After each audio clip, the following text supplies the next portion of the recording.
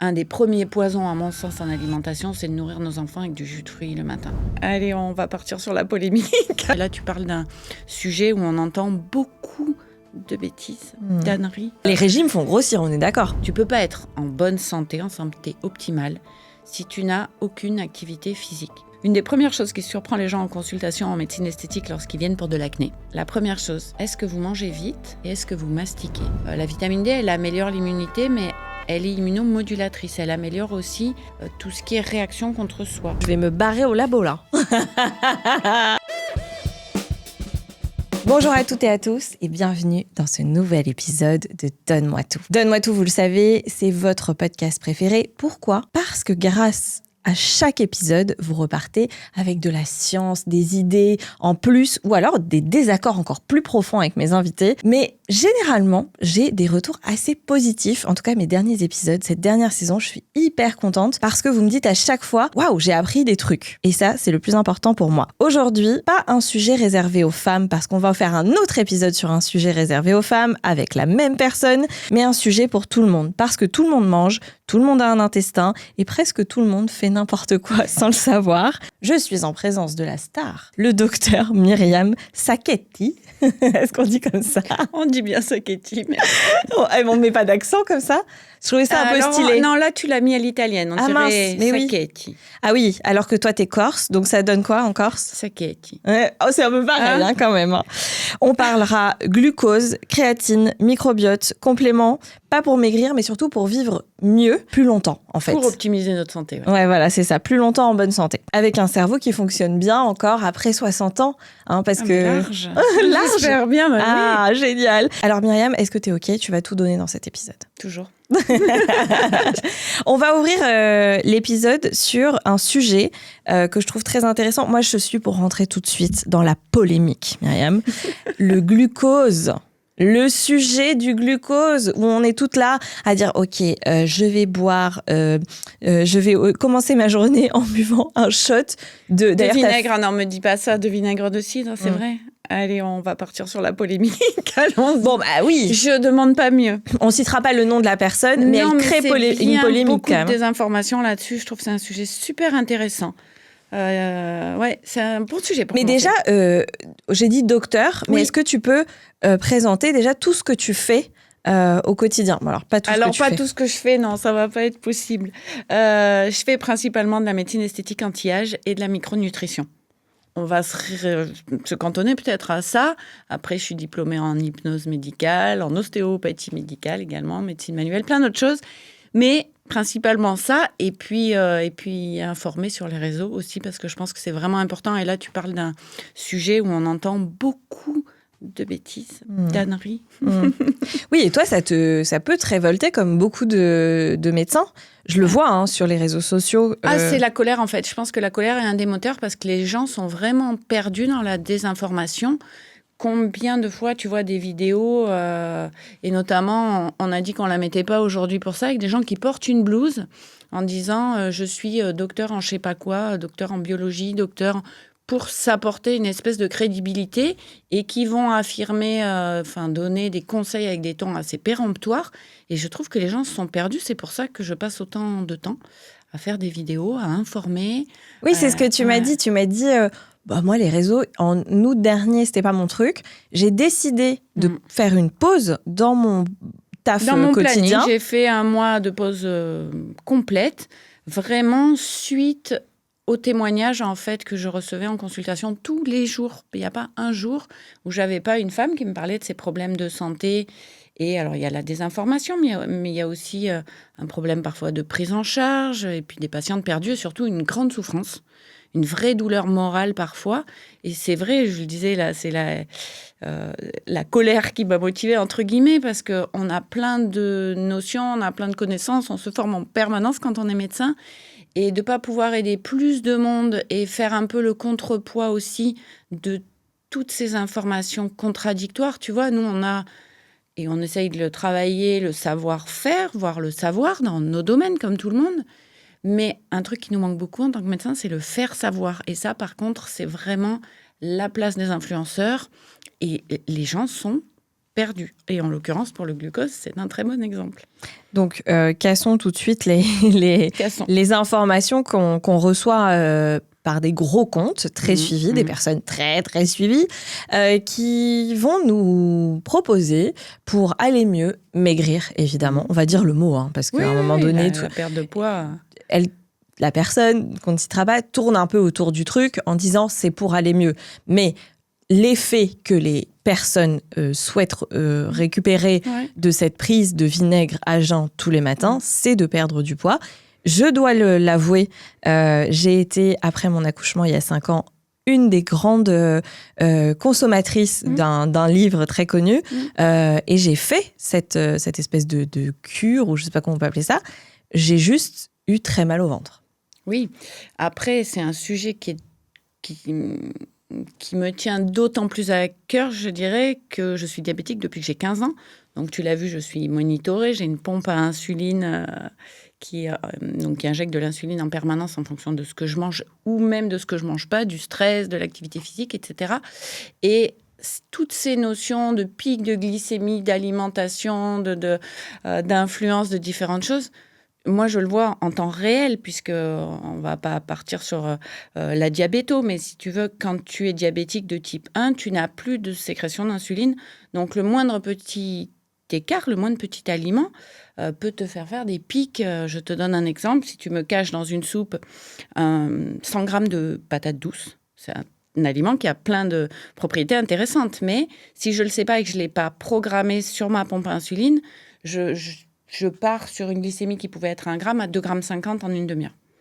Voilà. Donc, c'est très dangereux. C'est très dangereux, oui et non. La pompe corrige très vite. Mais ce que je veux dire, c'est que l'impact du stress, du sport, de l'alimentation, je pense que je suis bien placée pour savoir justement ce qui a un impact réel, ce qui fonctionne, ce qui est dangereux. Et c'est un sujet qui est vraiment intéressant et qu'on utilise pour la perte de poids, en l'occurrence, pour faire le buzz sur les médias ou vendre des livres ou tout ça. Mais il ne faut pas faire tout et n'importe quoi. Et on a des solutions alimentaires, des solutions avec l'activité physique ou autre qui permettent des résultats bien plus fiables et sans risque pour la santé. Puisque là, on parle du vinaigre, mais le vinaigre comme ça peut clairement... Est-ce que c'est vrai que prendre du vinaigre à jeun nous permet... lisser un petit peu le pic de glycémie. Oui, dans l'idée, alors on ne peut pas généraliser à 100%, mais oui, ça peut atténuer un peu la montée de la glycémie, mais ça peut provoquer aussi des gastrites, des problèmes compliqués. Et clairement, exemple tout simple, le fait de prendre des fibres dans ton repas au lieu de prendre que des glucides, d'ajouter par exemple une portion de légumes verts, ça va déjà très bien lisser cette... Et faire le travail aussi bien. Oui, le fait de mastiquer, on ne mastique pas nos aliments, donc le fait de mastiquer permet aussi une meilleure digestion. On va avoir des enzymes déjà au niveau de la salive qui vont commencer à digérer également les aliments. Le fait d'ajouter des protéines ou des lipides dans tes repas aussi vont lisser cette glycémie. Le problème, c'est cette espèce de concept marketing et on le voit derrière, parce qu'il y a le vinaigre de cidre, mais ça ne suffit pas en fait. Derrière, on va fabriquer des gummies au vinaigre de cidre et les vendre. Il faut que les gens ils aient conscience de ça. Toutes ces notions autour de la santé, il faut garder en tête, se dire, quel est l'impact marketing? Qu'est-ce qu'on a à nous vendre derrière? Moi, je pense que ça, c'est important. Et les gens sont tout à fait à même s'ils n'ont pas fait des études scientifiques, d'avoir ce réflexe de dire, peut-être qu'on veut me vendre quelque chose derrière. Donc, le vinaigre, c'est pas la peine, ou alors on parle avec son médecin, voilà. Donc, on arrive à des dérives importantes. On a eu la mode du jus de citron le matin. Alors, avec l'huile d'olive. Moi, je la vois partout sur TikTok. Celle-là, mais moi, mais tu vois, je suis débile. Alors, c'est la même chose. Et il y a aussi une autre notion, en plus de la notion sécurité, il y a la notion du plaisir. Est-ce que tu as essayé de boire ce truc-là à jeun le matin, hormis ta gastrite? C'est moitié d'huile d'olive, moitié de citron dans un petit... Et du poivre pour certains aussi, je crois qu'ils rajoutent. Ok, et donc on boirait ça le matin à jeun et on aurait des cheveux, une peau, et on maigrirait, évidemment. C'est ça, bah oui, tu as une gastrite, donc tu peux plus manger. Donc, C'est ça. non, j'exagère à peine, mais c'est dommage, c'est 2 aliments qui sont hyper intéressants, mais qui ont aussi un pouvoir gustatif très important. Une bonne huile d'olive, il n'y a rien de meilleur. Ah ouais. Et on sait bien que pour la santé, ce qui est bon, et là, ça revient à la mode, mais ça existe depuis des centaines d'années, c'est l'alimentation méditerranéenne. Est-ce qu'on n'a pas plus de plaisir à déguster une super bonne huile d'olive sur une salade, en la choisissant peut-être au marché ou autre, que de la prendre dans un petit shot avec un jus de citron. Mais c'est dangereux de prendre ça le matin? Mais ça peut être agressif, effectivement, pour Comme fut un l'estomac. temps, moi, je buvais du citron chaud le matin et j'ai eu Oui. mal aux dents. Ah oui, voilà. Après, c'est comme toute chose, tout ce qui est en excès, en général, voilà. Ouais. Et puis, c'est on rarement arrive bon. là au jeûne intermittent. Donc, alors, on entend tout. Il faut pas manger le matin et manger la journée le soir. Il faut pas manger le soir parce que c'est le moment où on va se coucher et machin. Et puis, en même temps, on me dit, mais non, le soir, tu peux manger parce que le corps travaille la nuit en rêvant. Et moi, je suis là, genre, je ne sais Perdu. plus de T'es quoi. perdu. Ouais. Ouais. Et donc, je mange tout le temps. Alors ça, c'est un des problèmes, c'est qu'à force de frustration ou autre, on va aussi avoir une alimentation émotionnelle qui... Les régimes font grossir, on est d'accord. Oui, Moi, ça, j'ai toujours c'est- grossi pendant Alors, les régimes. ça, c'est certain, mais c'est encore autre chose. Les régimes font grossir parce que quand tu perds du poids, tu perds du gras, mais tu perds aussi du muscle. Et le muscle conditionne le métabolisme de base, c'est-à-dire la quantité d'énergie qu'on dépense au repos. Donc, le nombre de calories dont on a besoin pour un poids constant. Et ça, c'est fonction de ta masse musculaire. Or, à chaque régime, ta masse musculaire, elle diminue. C'est en ça, plus les frustrations, les compulsions ou autres qui peuvent être des effets indésirables, on dira, de tous ces régimes de cet effet yo-yo. Mais c'est vraiment en lien avec la perte de masse musculaire et c'est dur de refabriquer le muscle perdu derrière. C'est plus facile de le perdre. Ok, d'accord. Mm. Non, mais ça, c'est hyper intéressant, on n'en parle pas. Donc, comment on perd du poids? Pardon, attends, d'abord, Dis-moi. je t'ai coupé sur le jeûne intermittent. Le jeûne intermittent, il n'y a pas un jeûne intermittent pour tout le monde. Il faut qu'il soit adapté à chaque personne, à son mode de vie. Effectivement, il y a beaucoup de personnes qui disent « moi, je ne mange pas le matin, j'ai pas faim, j'ai pas le temps ». Et dans ce cas-là, le jeûne intermittent n'est pas forcément mauvais en soi. Il est même parfois meilleur qu'un petit déjeuner qui va contenir que des glucides. Notre petit déjeuner à la française, c'est pas forcément le meilleur pour la santé. Donc, il faut que ce soit adapté à chaque cas. Il faut que ce soit adapté à l'âge de la personne, à son mode de vie, son activité physique, à son statut hormonal. On sait qu'en général, les femmes, on a tendance à manger une quantité insuffisante justement de protéines pour maintenir notre masse musculaire. Et un des écueils du jeûne intermittent, ça pourrait être sur la journée, on n'ait pas cet apport suffisant en protéines. D'accord. Voilà. Moi, c'est vrai que sur des pertes de poids, j'aime mieux arriver à conseiller aux patients du jeûne intermittent le soir, plutôt que le matin où j'aime bien qu'on puisse avoir déjà un bon apport de protéines le matin. Le matin, on a déjà les hormones qui ont tendance à faire monter la glycémie qui sont élevées. Donc, rajouter du sucre le matin, c'est clairement pas la meilleure des solutions. Et Donc ça, tu es d'accord avec ouais, je suis plutôt... certains médecins qui parlent de ça. Enfin, Ouais. C'est logique, le cortisol est plus... donc le matin, un bon petit déjeuner, c'est quoi? Un bon petit déjeuner le matin, ça va être des œufs, du fromage, du jambon, une source de protéines, une ou deux sources de protéines. Idéalement... Pas de fruits? Fruits, alors fruits pourquoi pas, mais pas du fruit. Ouais, ok. Alors après, toujours pareil, en nutrition, il n'y a pas il faut pas qu'il y ait des dogmes et d'impératifs absolus. Le jour où tu es à l'hôtel, si tu manges un petit croissant et un demi-verre de jus de fruits parce que c'est ton kiff et que ça te rappelle, je sais pas, des souvenirs d'enfance de quand tu allais à l'hôtel avec tes parents, ok, ça reste plaisir l'alimentation, mais au quotidien, tous les jours, non. Ok. Et le jus de fruits, c'est probablement une des pires habitudes alimentaires qu'on a. Et c'est important de faire le point avec ça, et notamment quand on a des enfants. Ouais. Un des premiers poisons, à mon sens, en alimentation, c'est de nourrir nos enfants avec du jus de fruits le matin, pour leur donner leur vitamine C. Voilà, le discours serait celui-là. Et on sait que c'est aussi mauvais que de prendre du soda. Tu donnerais pas du soda à ton fils le matin? Un petit coca le matin, quelle horreur. Qui transforme son foie en foie gras. Clairement, aucun intérêt. Alors que dans le fruit, tu as les fibres qui vont ralentir l'absorption du fructose. Ok, d'accord. Donc, pourquoi Mais pas. le mieux reste... Parce que tu vois, par exemple, moi, je vais Ouais. dire ce que mange mon petit garçon. Ouais. C'est intéressant, ça va parler peut-être à beaucoup de mamans et de papas. Je lui donne des petits pains au lait dans lesquels Ouais. je mets du beurre. Il adore ça. Ouais. J'essaie de ne pas mettre beaucoup de beurre. Et parfois, on met un peu de confiture. Mm. Et sinon, il prend un lait avec du chocolat d'une marque connue. Et je crois que c'est pas le mieux. On peut améliorer, c'est évident. Qu'est-ce Ça qu'on peut manque de donner à un protéines. enfant ? Le pain au lait, clairement, c'est pas la meilleure source de glucides. Il vaudrait mieux l'habituer, même s'il est petit, déjà à un bon pain au levain. Ok. Tu vois, Ce qui est meilleur en plus, je crois qu'il bien préfère. sûr, oui. Je trouve que les enfants, en plus, ça vraiment, tu le constates. Et puis, ils sont quand même de plus en plus éduqués aussi à l'école, au collège, etc. Ils sont très friands d'informations. Et si tu lui expliques pourquoi tu vas lui donner ça plutôt qu'autre chose, avec les mots qui correspondent pour son âge, clairement, tu vas l'intéresser. Il va mettre en place des bonnes habitudes aussi, qu'il va aussi avoir plaisir à transmettre aux copains à l'école. Moi, je le vois avec mes enfants, clairement, ils ont plaisir à transmettre ça, à comprendre pourquoi on mange ça plutôt que ça. Tu peux avoir des périodes où c'est un peu plus compliqué à l'adolescence, mais je pense que c'est un des premiers cadeaux qu'on peut leur faire, clairement. Une bonne alimentation et des bonnes habitudes. Parce que on est d'accord que tout vient de l'intestin. Beaucoup. Oui, effectivement, l'intestin est présent dans beaucoup de soucis de santé et un intestin inflammatoire ne permet pas une santé optimale. Et un intestin inflammatoire, ça inflamme tout. Tout le corps, oui, tout à fait. Donc ça inflamme la peau, le cerveau, tous les organes vitaux. Je te donne un exemple par rapport à la peau. Tu parles de la peau. Une des premières choses qui surprend les gens en consultation en médecine esthétique lorsqu'ils viennent pour de l'acné.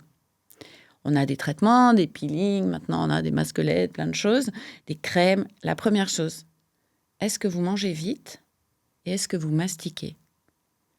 Et quel que soit l'âge du patient ou de la patiente, puisqu'on a les deux, les gens disent « je mange super vite ». Alors, comme beaucoup d'entre nous, soyons honnêtes, tout en scrollant.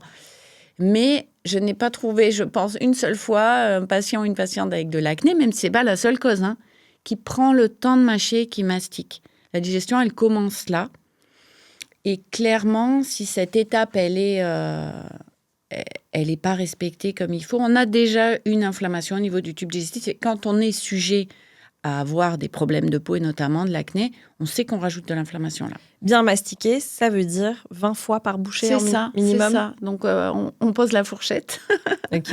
Ouais. Les aliments transformés, toi, tu élimines complètement. On élimine.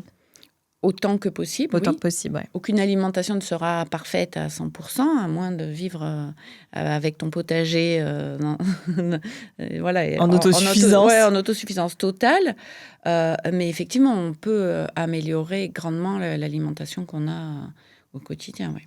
Tu sais que je suis très triste parce que hier, mon mec m'a envoyé une info qui dit que le matcha est bourré de métaux lourds, si je ne dis pas de bêtises. Il y a beaucoup de thé matcha de très mauvaise qualité. Il y a une grosse mode du thé matcha. Moi, c'est ma passion. Mais le thé matcha n'est pas mauvais pour autant. Il y en a de très bons. Après, encore, certains bémols par rapport notamment à la carence en fer, puisque ça peut gêner l'absorption du fer. Mais c'est comme tout, quand il y a une mode sur quelque chose, il y a aussi des dérives. Ben oui, et moi j'en ai bu tellement. Et j'en bois beaucoup, tout le temps. En plus, moi je bois pas des thés matcha, je bois des lattés matcha avec du lait d'avoine. Et je crois que c'est pas foufou de faire ça. C'est pas forcément le lait d'avoine en soi. Maman m'a dit que c'est du sucre en fait. Oui, alors l'avoine, c'est sûr que le lait d'avoine va être plus sucré qu'un lait d'amande, encore une fois. Mais tu pourrais aussi te dire, si je faisais moi-même mon lait d'amande avec mes amandes, il serait bien meilleur que le lait d'amande que tu achètes, qui va être, si tu lis l'étiquette, il va peut-être y avoir, je ne sais pas, mais 2-3% d'amande et de l'eau, en fait. Donc l'avoine est plus glucidique que l'amande là-dessus, mais c'est pas forcément... Non, c'est plus par rapport à la qualité du thé matcha en soi. Dans la foulée, j'ai lu que si on mange du kimchi, ça enlève les métaux lourds, ne s'accrochent pas. Donc je vais boire du thé matcha et me bourrer de kimchi derrière. Je sais pas si les deux en même temps, ça se marie très très bien. Et pareil, le kimchi, c'est intéressant, mais c'est... Donc le kimchi, pour les gens qui connaissent pas, c'est une espèce de chou qui macère dans des épices ou des... Oui, c'est des aliments comme la choucroute, comme je cherche des aliments plus français. Le kombucha, Le kombucha, le kéfir, etc. Ça va apporter des probiotiques. Mais alors, je reviens juste sur je vais me bourrer de de kimchi. Non, peut-être pas. Parce que si tu apportes une dose massive comme ça, c'est ce que je te disais tout à l'heure, l'excès est rarement bon et tu vas apporter beaucoup de bactéries qui pourraient être très bonnes, mais en excès. Ok. Donc, tu vas te retrouver avec des ballonnements, des troubles du transit et c'est pas une bonne... Voilà. Il n'y a pas que l'aspect, le mélange harmonieux, kimchi, matcha. Est-ce que tu es en train de me dire qu'au bureau, les gens vont plus me supporter à cause de l'odeur? C'est possible. C'est possible.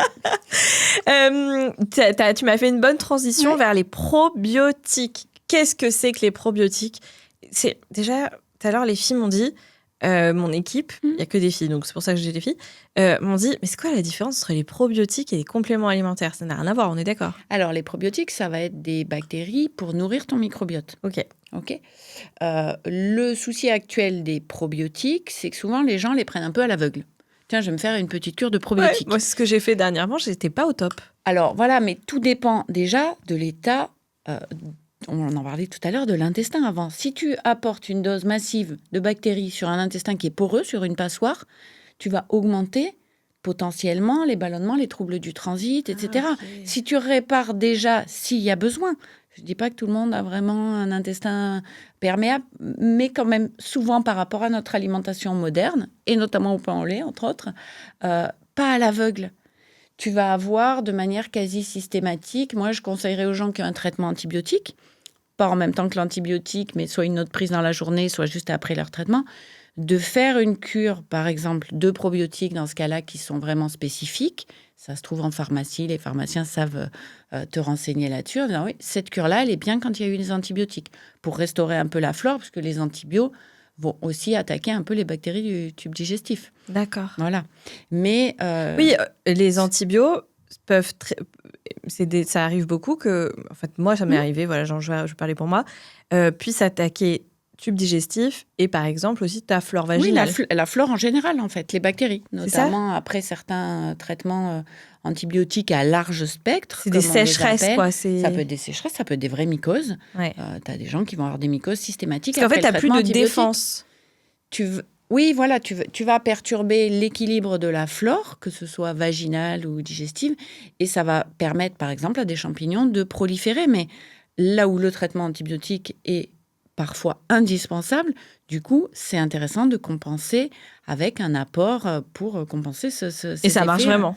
Oui, ça marche bien sûr. Mais là, c'est pas à l'aveugle. Oui. C'est tu vas voir ton pharmacien. Oui, et pour le coup, alors les probiotiques, c'est des compléments, c'est dans la catégorie des compléments alimentaires. Mais tu vas le prendre dans un contexte particulier. Tu prends pas comme ça. Voilà. Mais comme pour les cures pour les cheveux et les ongles, tu prends pas comme ça la plupart du temps. Tu jettes ton argent par les fenêtres, ça sert à rien. Moi, j'ai l'impression à chaque fois que ça marchait pas. Tu as peut-être bu trop de thé matcha, tu as une carence en fer. Si tu corriges ta carence en fer, les cheveux et les ongles vont être de bien meilleure qualité que si tu prends une cure à l'aveugle. Bien sûr. Tu vois ? Carence en fer, on peut le savoir en faisant une prise de sang. Exactement. On devrait le faire, ça, d'ailleurs. Une fois... Alors, c'est toujours pareil.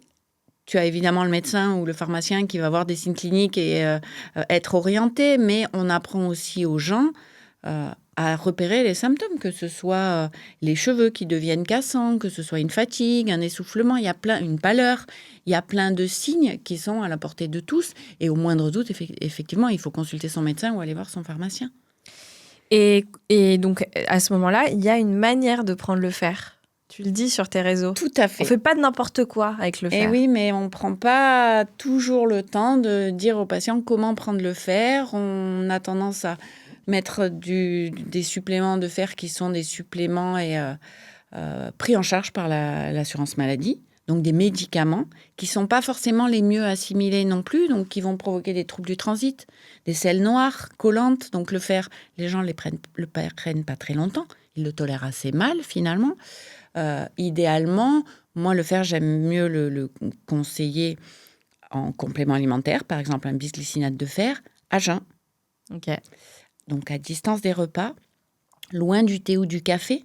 Ben oui, sinon c'est moins. Sinon, ça interfère avec l'absorption. Et la petite astuce, c'est de prendre un petit trait pour le coup de jus de citron.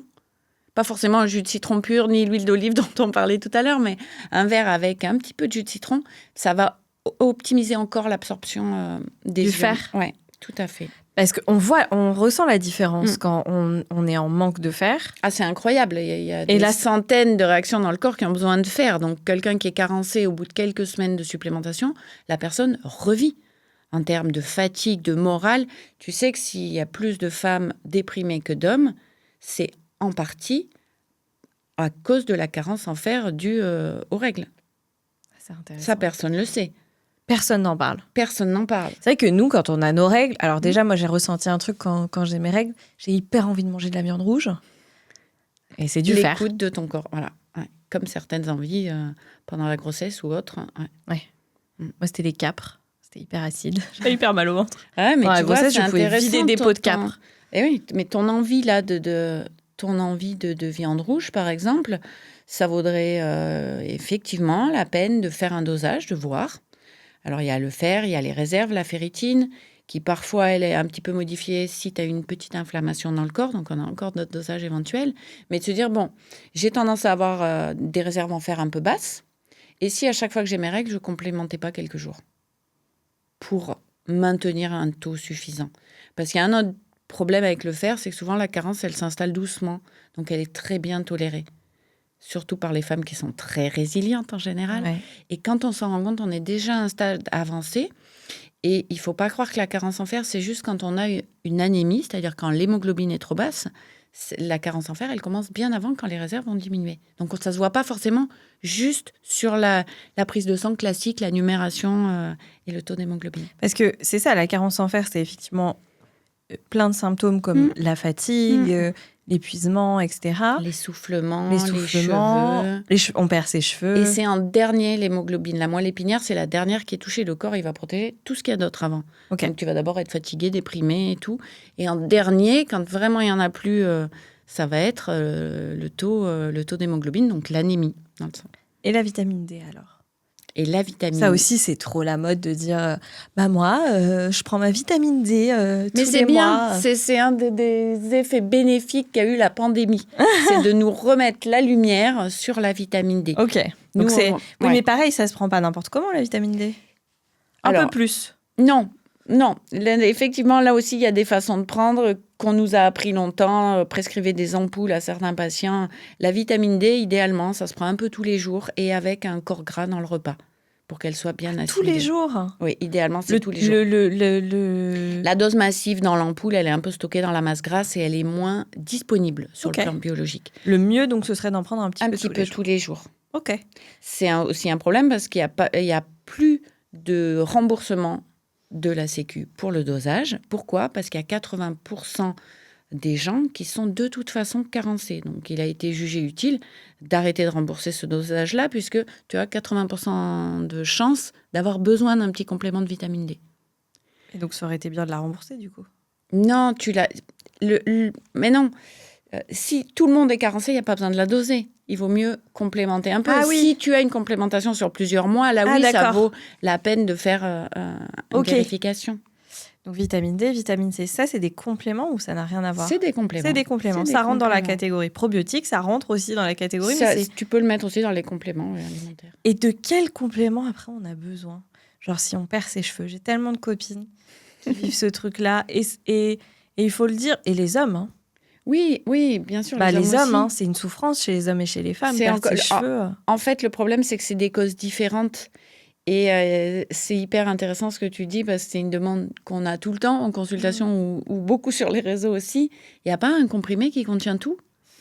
Alors malheureusement, non, puisque pour chaque personne, il faudrait formuler une gélule différente en fonction des besoins, de la quantité de sport que tu fais dans la semaine, de ce que tu manges.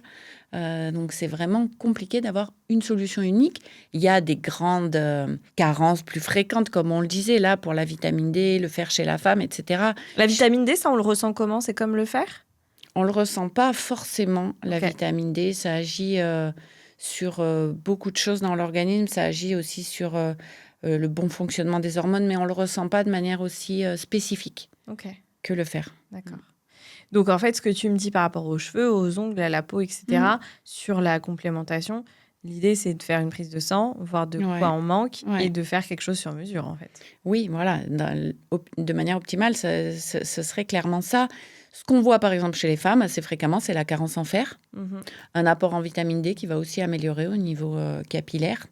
Des problèmes de thyroïde, ça, c'est hyper fréquent. Même avec des bilans qui sont dans les normes. Sans qu'on le sache, alors. Sans qu'on le sache. Donc, parfois, c'est un peu compliqué. Et parfois, les compléments qui contiennent différents éléments pour les cheveux vont quand même améliorer un peu parce que un peu de zinc, un peu de ceci, un peu de cela, un peu de vitamine D. Parfois, ils mettent même justement un peu des probiotiques, donc qui peuvent aussi optimiser l'équilibre du microbiote. Tout ça, ça peut quand même améliorer un peu. Donc, parfois, en tapant un peu à l'aveugle, tu as quand même des résultats. On parle des compléments. Maintenant, j'aimerais qu'on parle aussi du sport. Est-ce qu'on doit tous faire du sport comme des fous ? Ou est-ce qu'il y a des sports quand même bien ciblés qui peuvent nous aider à durer dans le temps sans trop souffrir de notre corps ? Ça, c'est aussi un concept hyper intéressant. On enlèvera le comme des fous.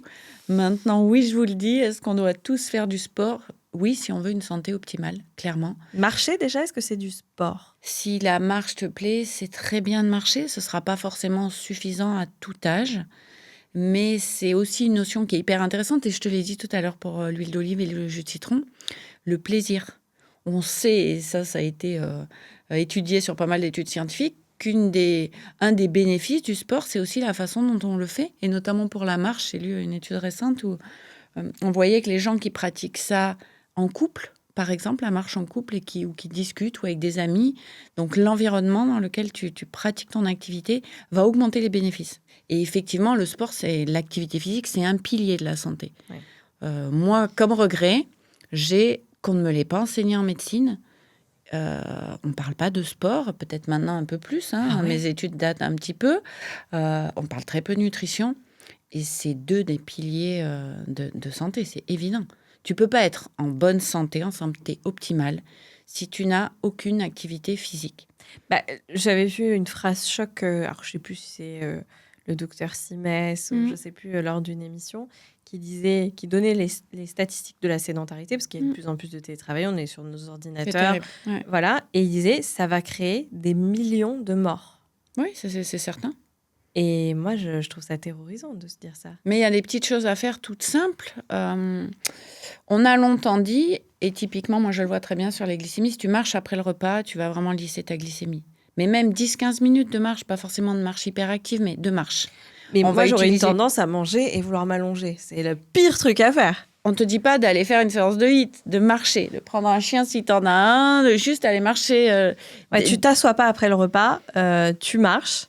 Idéalement, si on peut le faire, oui. Ou faire une pause même. Mais tu as montré, même le mieux, tu montes dans ton bureau, c'est de faire... Voilà, là, on montre sur les études les plus récentes qu'encore mieux que la marche après le repas, faire tout au long de la journée des petites pauses et faire quelques squats, ça va utiliser les quadriceps, qui sont des gros muscles qui consomment quand même pas mal de glucose également. Après, petit bémol, la marche est quand même très bien aussi après le repas. Mais c'est des bonnes solutions. C'est-à-dire que même le jour où tu es en jupe, tu es au bureau, toutes les heures, allez, même au pire, toutes les heures et demie. Tu te lèves, tu fais 10 squats. C'est rien, mais en fin de journée, si tu as fait ça 7 ou 8 fois et si tu fais ça tous les jours, imagine en fin de mois combien de squats tu as fait. Ah oui, c'est vrai. Tu vois, en faisant attention aussi à ta posture, en te reconnectant aussi à ton corps, à ton ressenti. Et clairement, oui, ça peut être ça. Ça peut être faire la planche quand tu es à l'hôtel, prendre 2 minutes, faire que du renfort. Des petites choses, mais être actif. Monter les escaliers. Des toutes petites choses au quotidien, mais que tu fais le plus régulièrement possible. Arrêter de pester quand tu as un peu de ménage à faire, parce que finalement, c'est aussi un peu d'activité ou un peu de jardinage ou autre. Et qu'on a tendance, effectivement, à être de plus en plus sédentaire. Ça, c'est un gros fléau. C'est vrai que nos grands-parents, ils avaient tendance quand même à se bouger beaucoup. À bouger pour tout, oui. Tu portes les courses, il y a 3 pas étages, c'est pas très grave. Voilà, tu prends pas l'ascenseur systématiquement, ni les escalators. C'est plein de petites choses, mais c'est pas forcément du sport à outrance. Mais c'est un peu de sport, un peu d'activité physique, tous les jours si possible. On a traité l'alimentation, on a traité le sport. Et il y a un autre sujet, et ça fait vraiment plaisir pour un médecin qui n'est pas un médecin, je vais dire comme je disais quand j'étais petite, de la tête. Le 3e pilier, c'est la santé mentale. Oui, alors la santé mentale, c'est hyper important, tu as raison. Mais tu vois, par exemple, la carence en fer peut avoir un impact sur la santé mentale. Ça, clairement, c'est pas des notions que j'ai entendues, moi, dans ma famille, alors que j'avais deux parents très au fait de ce sujet-là, parce que c'est des notions où on a encore longtemps dit à la tête d'un côté, la biologie de l'autre. Mais tout est vraiment intriqué, clairement. La santé mentale, c'est un vrai problème de santé publique. Voilà, je dirais ça comme ça. Pour moi, dans les piliers de la santé, il y a le stress, qui est très mal géré aussi, et il y a le sommeil, dans les grands oubliés. Et ces deux-là, ils vont jouer sur notre santé mentale aussi, tu vois. Bien sûr. Mais donc, on le voit bien, quand on dort pas, on est vite déprimé. Moi, je me rappelle avoir appris d'un de mes profs de micronutrition. Alors, c'était pas pour les cancers, mais c'était pour les maladies auto-immunes. Lui, il se posait la question de se dire, souvent, alors c'est plus souvent des femmes, les maladies auto-immunes, on sait maintenant qu'il y a parfois aussi des liens avec la carence en vitamine D, qui peut... la vitamine D, elle améliore l'immunité, mais elle est immunomodulatrice. Elle améliore aussi tout ce qui est réaction contre soi. Ça peut améliorer certains eczémas, psoriasis, etc. Et on a intérêt, quand on a une maladie auto-immune, à avoir un taux encore plus élevé que la population générale. Mais donc lui, il disait, je me suis rendu compte, un peu en fin de carrière, en faisant le point, que chez les femmes qui avaient des maladies auto-immunes, souvent il y a eu un très gros stress, et notamment des attouchements ou autres dans l'enfance. Et ça vient impacter sur la santé, sur... voilà. Alors, je ne sais pas si ça a été étudié, chiffré ou autre, mais...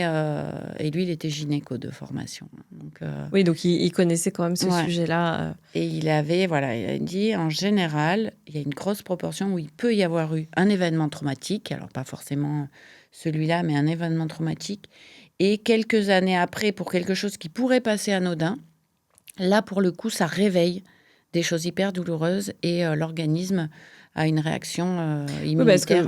Moi, j'ai un psoriasis principalement sur la tête. Et dès que j'ai un coup de stress, j'ai eu une rupture amicale. J'ai été recouverte. Et c'était la première fois que j'en avais vraiment sur les bien bords. Sûr, on le sait, sur le psoriasis, le stress joue énormément, la vitamine D aussi. Ah, mais peut-être que je suis qu'il faudrait que je si fasse tu prends un complément pendant que là, quelques mois, on va terminer les épisodes. Retour. Je vais me barrer au labo, là. Parce que j'ai une prise de sang à faire depuis... on est samedi, bonne chance. Canicule, le rêve. Bonne chance pour toi. Ok, donc c'est hyper intéressant. Le lien, effectivement, c'est plutôt les médecins de ta génération, je pense, qui connectent autant le corps et l'esprit. Oui, probablement. Et moi, je pense aussi que c'est aussi beaucoup nos patients qui nous amènent à ce type de réflexion, au fait de se former de manière encore plus globale et peut-être moins inclusive sur une seule spécialité qu'on avait au départ. Mais de se dire, la santé, c'est le reflet de tout ça. Si mon patient, il dort pas bien, s'il est stressé, quelle qu'en soit la raison. C'est quoi bien dormir ? Bien dormir, c'est se sentir en forme le lendemain. C'est ne pas être réveillé la nuit, hormis cas exceptionnel, mais pas se lever toutes les nuits, se rendormir si tu te réveilles pour une raison X ou Y. Et un point hyper important, c'est les lumières dans la chambre. Okay. On sait que ça impacte réellement la qualité du sommeil, même chez les gens qui n'en ont pas conscience. Okay. C'est-à-dire qu'il y a des gens qui ont conscience de leurs besoins, comme tu disais pour ta maman. Il y a des gens qui te disent non, mais moi, je peux dormir n'importe où. Ça n'est pas vrai. On sait que sur la qualité du sommeil profond, du sommeil paradoxal, s'il y a des sources de lumière dans la chambre, tu dors moins bien. Les téléphones, quoi. Le téléphone, la veilleuse de la prise électrique, n'importe quoi, les sources de lumière. À Paris, ici, c'est les volets où la lumière passe un petit peu. Portez un masque, investissez dans des rideaux occultants, mais la qualité du sommeil, c'est vraiment un des piliers de la santé. Oui. Ok, et combien d'heures de sommeil minimum il nous faut ? C'est variable d'une personne à l'autre. Ah oui, il n'y a pas... Après, voilà, si tu me dis 4 heures et j'ai pas besoin de plus, j'y crois pas trop. Je dirais que 7-8 heures, c'est quand même, pour la majorité des gens, nécessaire. Oui, 7-8 heures. Et encore plus quand tu es ado. Les ados ont besoin de beaucoup plus de sommeil. Et d'ailleurs, il me semble qu'on est en train de modifier un peu, au niveau de l'éducation nationale, peut-être les horaires de début des cours. En disant à 8 heures, ils sont pas prêts. 8 heures, c'est violent, on est d'accord. C'est violent, ouais. S'ils pouvaient commencer 1 heure plus tard. Mais même là, moi, je vois mon petit garçon, c'est 8h30, 18h. Mais il est rincé. C'est des journées épuisantes pour les enfants, c'est clair. C'est trop, quoi. Tu m'as dit, il y a 2 choses pour la santé mentale, le sommeil et... Le stress, la gestion du stress. On a des vies hyper stressantes. Le téléphone n'aide pas, je pense. Oui, ça fait partie des astuces. Coupez vos notifications autant que possible. Ou si c'est quelque chose qui, toi, te stresse, le téléphone, oui, coupe les notifications, les mails. Et la respiration, tu le montres sur ton compte, Ouais. le 3-5-5. La cohérence cardiaque, c'est quelque chose qui commence même à être enseigné en médecine. On a tendance à pas bien respirer. La respiration, ça permet aussi de réguler le système nerveux autonome, le système sympathique et parasympathique. Donc, tu as d'un côté l'action, etc., tout ce qui est stress et réparation, récupération. Et un exercice tout simple, c'est de faire 3 fois par jour, par exemple, pendant 5 minutes. 5 secondes sur l'inspiration, 5 secondes sur l'expire. Alors attends, 5 secondes sur l'inspiration par le nez. Ouais.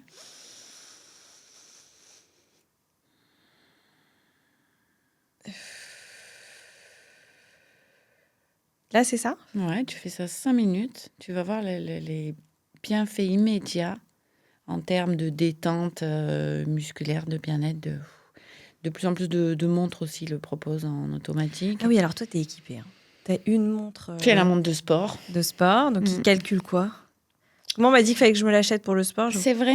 Alors moi, elle me suit quand je vais courir, quand je fais du cheval, il y a le GPS, etc. Tu peux même téléphoner avec, donc pas forcément uniquement le côté montre. Il n'y a aucune notification dessus, j'ai tout coupé. Ok. J'ai horreur de ça. Elle m'aide à regarder le sommeil, oui. Là, depuis quelques semaines, je teste aussi la bague connectée pour pouvoir, entre autres, faire un retour à ma communauté sur différents outils qui, à mon sens, n'est pas indispensable, mais ça peut être un plus pour la qualité du sommeil. Et La justement, respiration, tu me permets, je pense qu'on a fait le tour Ouais. sur cet épisode. Je le dis aux auditeurs, on va faire un autre épisode Ouais. qui sortira du coup la semaine d'après. Et ce sera beaucoup plus ciblé sur donc, la peau. On va parler de toutes les modes.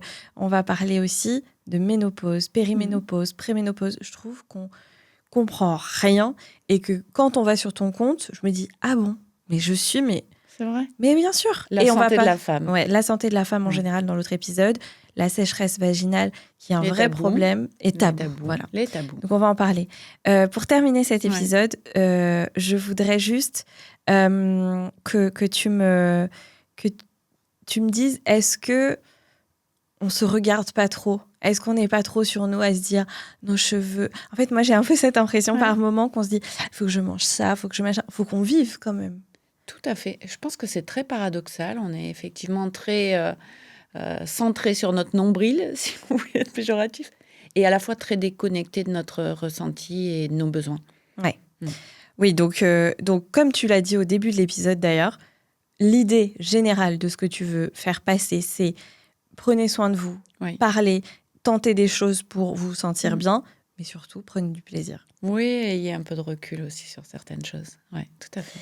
Merci pour ce super épisode. Merci à toi. Si vous avez aimé cet épisode, évidemment, partagez-le, mettez des étoiles partout sur Apple Podcast, sur Spotify, sur toutes les plateformes d'écoute, parce qu'à chaque fois, vous me dites « Mais Pauline, tu ne parles pas de Deezer ». Donc, c'est vrai qu'il y a Deezer aussi, où vous pouvez écouter le podcast, bien sûr.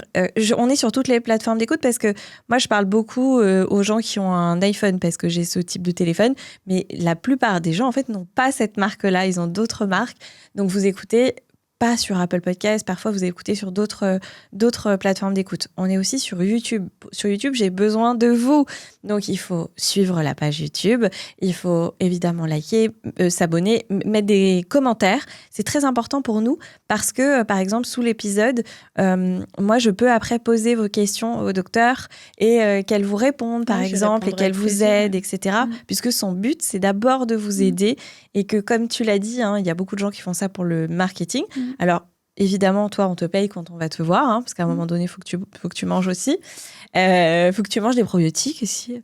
Non, et surtout, tu ne vends pas des compléments alimentaires. Tu proposes une aide pour savoir comment se complémenter, c'est ça? Oui, pour reconnaître tes carences éventuelles et les complémenter de manière très précise. Tu as un site qui est, je trouve, hyper clair, hyper précis. Il est très bien. Alors, allez là-dessus sur les réseaux parce qu'en plus, tu es très, très marrante sur les réseaux. Alors, j'y passe beaucoup de temps. Je n'ai qu'un regret sur les réseaux. C'est mon compte s'est développé assez vite et je n'arrive plus du tout à répondre à tout le monde. Je lis encore quasiment tout ce que je reçois.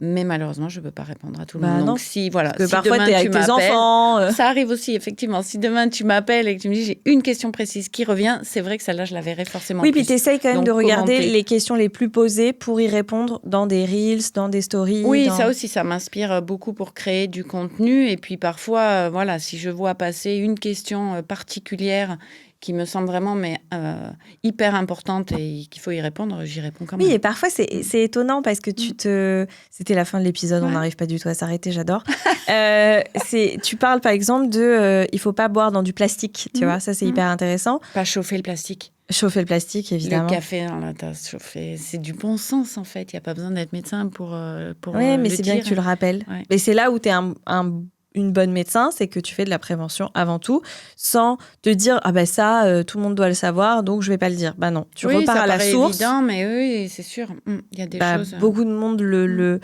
fait parce que pas le temps, parce que on se dit bien sûr. Allez, on tout avance. le monde le fait, alors bah oui. tout, voilà. Merci Myriam. À la fin de l'épisode, Myriam va noter un petit mot pour vous, un message qu'elle a envie de vous faire passer, ou quelque chose qu'elle ressent, mais un conseil. On fait beaucoup sur les conseils dans Donne-moi tout. Vous le verrez sur le générique de fin si vous regardez la vidéo. Si vous écoutez le podcast en audio, elle va quand même vous le dire dans le micro, après l'avoir écrit, parce que pour ceux qui écoutent... Un seul mot, pas une phrase. Ah, une phrase. Quand je dis un mot, c'est un petit mot, quoi. Et donc, elle va vous le dire après dans le micro pour ceux qui sont en audio. Et après, on va le coller. Oh, j'adore. Bienveillance. Genre avec soi-même ? Avec soi-même. Je trouve que beaucoup de gens manquent de bienveillance avec soi-même.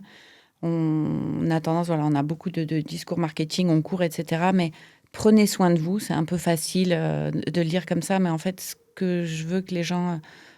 retiennent, c'est soyez bienveillants envers vous-même, soyez tolérants, laissez-vous le temps, écoutez-vous, mais voilà, de la bienveillance, de la douceur. J'avais envie de douceur là sur cet épisode. Est-ce qu'on n'a pas envie de douceur dans le monde ? C'est ça. Ce serait pas mal. Elle est là. Ouais. Merci à tous, merci à toi Myriam. À très vite pour un nouvel épisode avec vous, avec Myriam, avec d'autres invités. Bisous.